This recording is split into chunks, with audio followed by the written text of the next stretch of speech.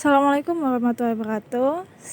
Perkenalkan saya Dwi Jasinda Rahmatia, NIM 0522165667 dengan prodi agribisnis. Sekarang saya sedang praktik dengan matkul studi kelayakan agribisnis yang meliputi berbagai aspek-aspek pemasaran.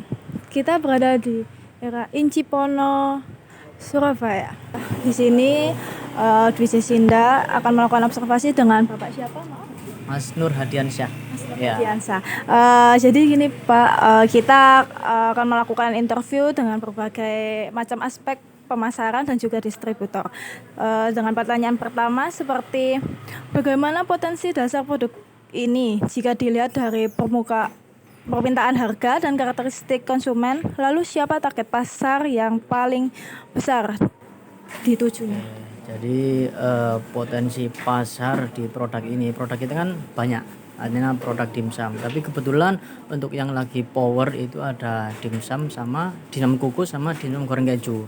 Jadi kebetulan di pasar itu lagi banyak sekali kompetitor atau orang yang jualan dimsum.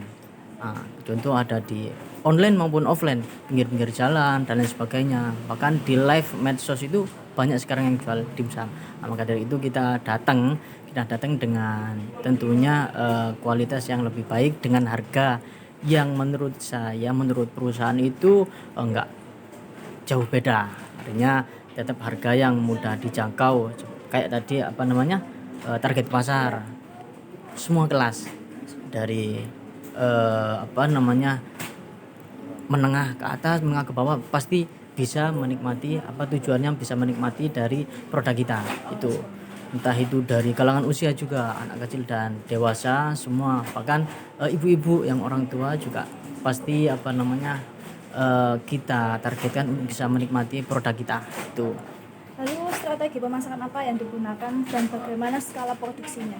Oke, strategi yang digunakan itu kita kurang lebih ada dua, satu secara online, dua secara offline. Untuk secara online itu kita biasa menggunakan marketplace. Kita marketplace seperti Shopee, TikTok, Tokped dan lain sebagainya. Kita juga di online itu main di iklan FB Ads. Itu meskipun persentase dari marketingnya nggak besar, FB Ads cuma mengundang traffic aja.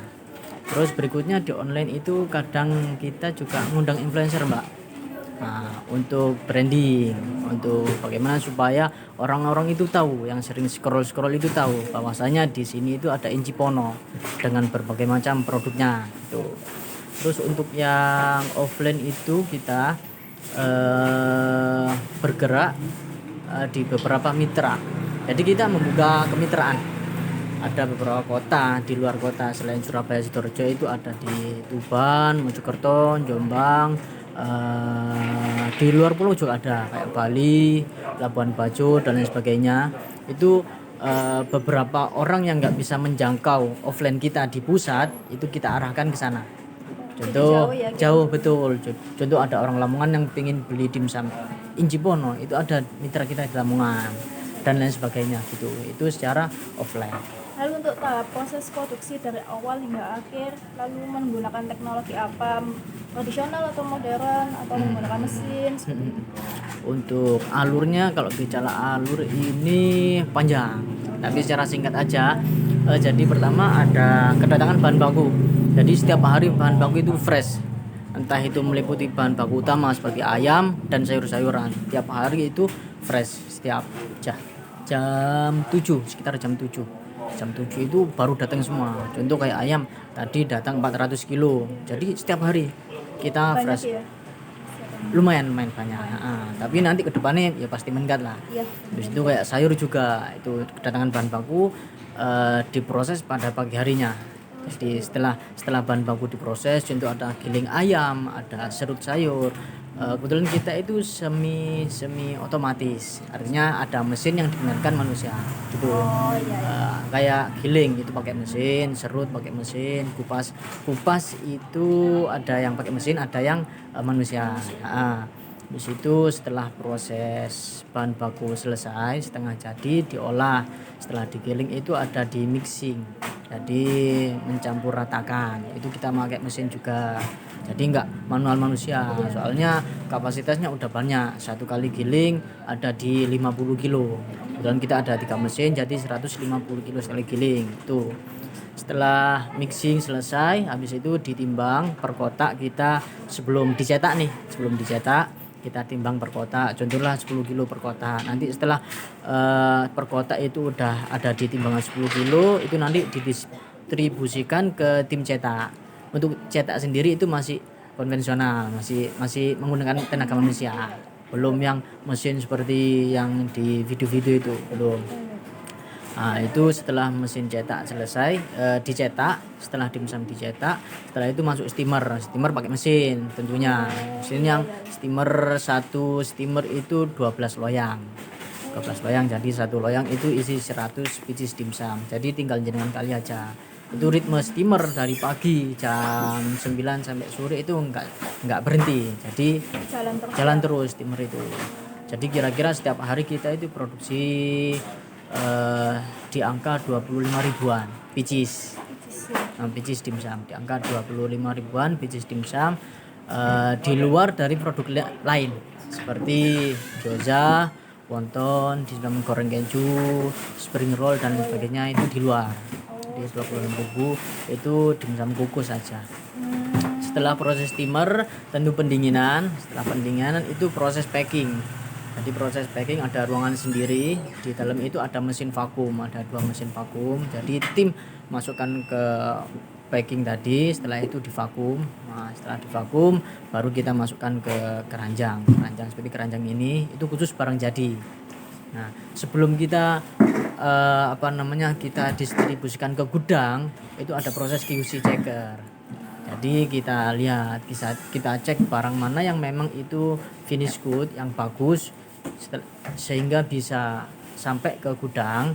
Barang mana yang sekiranya itu belum bagus, perlu diperbaiki. Contoh labelnya keliru, contoh dimsumnya kurang 1 biji dalam 1 kemasan, itu nanti kita retur dulu. Setelah itu kita perbaiki, kalau memang kurang bisa kita masukkan 1 lagi untuk melengkapi gitu Mbak, sehingga jadi finish good biar jalan ke gudang. Nah, setelah proses QC checker itu baru kita alurkan ke gudang. Nah, kita salurkan ke gudang untuk disimpan di freezer. Kebetulan gudang kita ada di rambutan kompleks sebelah, itu ada sekitar 8 freezer. Nah, itu full semuanya dimsum. Jadi barang yang sudah jadi, yang sudah bagus, yang finish good tadi langsung masuk ke gudang. Kemudian dari gudang itu masuk ke ini outlet. Sini ini outlet, kebetulan pusat, office sama outletnya. Jadi outlet tiap sore itu open PO barang jadi finish good. Jadi setelah sore kita open PO, pagi kayak tadi, kayak siang ini barang ke sini dari gudang. Artinya barang yang bagus-bagus masuk ke sini untuk untuk dijual. Nah, entah itu betul, entah itu ada yang offline customer visit, entah itu online marketplace, kita ngambil dari barang-barang yang sudah bagus di sini. Jadi tinggal menjual. Betul, tinggal menjual, nggak perlu proses dan lain sebagainya. Lalu untuk sistem pengolahan, pengawasan dan struktur organisasinya itu mengaturnya seperti apa? Untuk struktur organisasi kita kan kebetulan baru 2 tahun, baru 2 tahun, mau 2 tahun ini, mau 2 tahun. Jadi kurang lebih kayak kebentuk, tapi perlu ada perincian detailing lagi. Jadi belum bisa, maksudnya tak jabarkan di sini. Gitu. Untuk pengawasan, kebetulan kan sini baru maksudnya baru terbentuk startup gitu loh.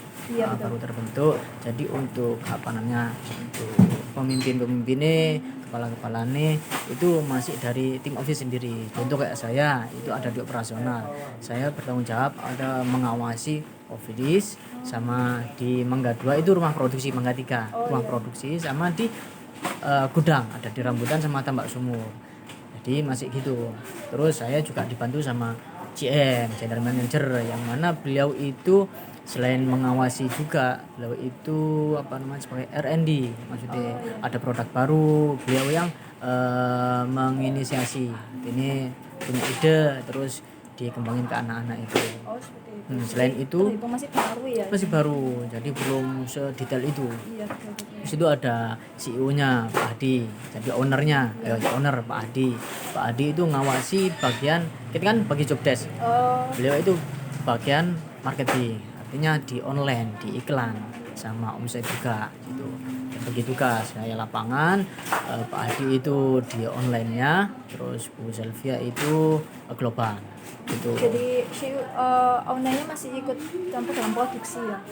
Untuk produksi enggak, cuma pengawasan aja. Oh, pengawasan aja. Betul, kayak di online. Oh, di online. Di cuma kita ada tim advert. Nah, tim advert itu yang ngawasi nanti Pak Adi gitu. Oh, seperti itu. Nanti ada urusan eksternal dan lain sebagainya itu Pak Adi juga. Gitu. Oh, Masih. gitu. Nah, Untuk legalitas produksi seperti sertifikat atau apa itu bisa dijelaskan?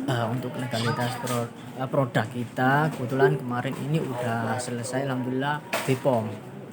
BPOM alhamdulillah semua produk itu udah sertifikasi sama BPOM. Nah, kebetulan kita juga mulai dari tahun ini kita nge-hire tim legal sendiri yang mana beliau itu untuk ngurus semua legal dari produk untuk BPOM, halal juga itu udah ada semua. Jadi kita sedikit cerita, kita belum bisa berani live dulu karena keterbatasan BPOM. Tapi alhamdulillah 1 bulan ini kita udah berani karena semua BPOM halal dan lain sebagainya izin udah ada semua. Jadi gitu. Jenengan kalau mau cek nanti bisa ke website Injipono. Oke. Ya nanti Bisa kita cek akan sendiri. cek sendiri. Betul. Lalu untuk dampak usaha, lapangan kerja, peningkatan pendapatan di masyarakat ini seperti apa? Oke, untuk dampak di masyarakat sekitar ya. Ya. Itu alhamdulillah semua tim kita sekitar 80-90 itu banyak yang rumahnya dekat-dekat sini. Betul. Saya juga pernah nge-hire tim yang rumahnya belakang komplek. Banyak sekali. Jadi insya Allah lebih manfaat buat sekitar juga. Dan kemarin juga pernah dulu banget juga pernah diinterview sama camat, sama lurah. Nah, kita juga menjelaskan bahwasanya semua tim kita itu kebanyakan dari daerah sekitar. Contoh Tambak Sumur, contoh ada di Tropodo dan Gunung Anyar dan sebagainya yang dekat di sini, Mbak. Tuh. Untuk yang jauh-jauh, betul. Untuk yang jauh-jauh kita itu lebih filter lagi. Karena pertama kasihan dia kalau sama jauh gitu. Macetnya belum lagi hujan kayak kemarin. Tapi kalau rumahnya dekat kan gampang. Jadi akses mudah, komunikasi juga mudah juga komunikasi gitu. Untuk kontribusi dengan pajak itu seperti apa? Pajak. Untuk kali ini itu yang jawab sebenarnya finance. Gitu. CM juga sama accounting gitu. Iya. Karena saya kan operasional alur aja. Iya. Kalau jenengan tanya apa proses produksi insya Allah tak jelasin secara detail. Iya. Sekian, terima kasih. Wassalamualaikum warahmatullahi wabarakatuh.